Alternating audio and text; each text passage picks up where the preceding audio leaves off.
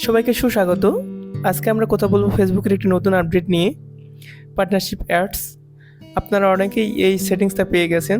তো সেটিংস পাওয়ার পরে অনেকেই দ্বিধাদ্বন্দ্বে ভুগতেছেন, আসলে এই সেটিংস থেকে কীভাবে টাকা আর্ন করা যায় কিংবা এই সেটিংসটা কী। তো এই সেটিংস থেকে টাকা আর্ন করা খুবই সহজ এবং আপনি লক্ষ লক্ষ টাকা আর্ন করতে পারেন।